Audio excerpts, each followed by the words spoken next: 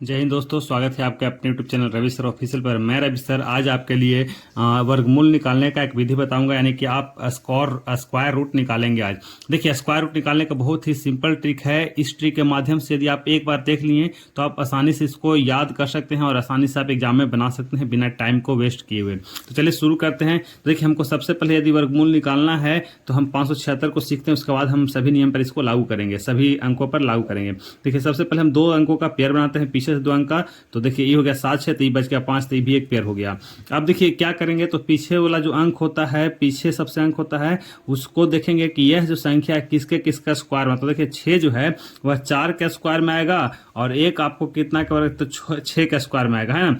तो क्योंकि देखिए इसके भी लास्ट में 6 है और इसके भी लास्ट में 6 है।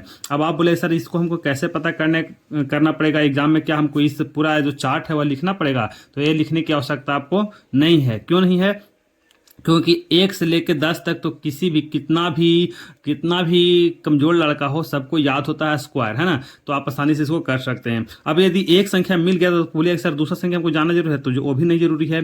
क्यों? क्योंकि अब बताइए, आपको मिल गया 4 तो 6 आपको आसानी से मिल जाएगा। कैसे? तो जो दोनों संख्या होता है उसका योग 10 होता है। तो बताइए 4 हमको मिल गया तो हम जानेंगे कितना संख्या चाहिए, तो 6 चाहिए, है ना। इस तरह से यदि आपको मिलता 2 तो हम समझते कि 8 चाहिए। यदि मिलता आपको 5 तो हम समझते कि फिर 5। यदि मिलता आपको 7 तो समझेंगे कितना 3 चाहिए, है ना, क्योंकि 7 तो 3 10 होता है। तो इस तरह से आप इसको कर सकते हैं। तो पहला काम हो गया कि हम देखें कि जो है किसके किसके स्क्वायर में आता है। तो हम बोलेंगे सर 4 का स्क्वायर में आता है और 6 का स्क्वायर में आता है। अब देखिए, अब कुछ नहीं करना है। अब ये संख्या जो है 5 है ना, तो 5 को हम कैसे करेंगे? तो 5 को करने का भी सिंपल तरीका है। कुछ नहीं करना है। ये जो 5 है ये देखना है कि किन दो स्क्वायरों के बीच में आ रहा है, किन दो स्क्वायर के बीच में आ रहा है। तो 5 जो है वह 4 और 9 के बीच में आ रहा है, मतलब कि 2 का स्क्वायर और 3 का स्क्वायर का बीच का संख्या है। 2 का स्क्वायर 3 का स्क्वायर का बीच का संख्या है, तो इसका छोटा वाला अंक लेंगे 2, और उसके जो है ना 2 लेने के बाद इसको इसके अगले अंक से गुना कर देंगे। तो 3 दूनी कितना हो गया 6।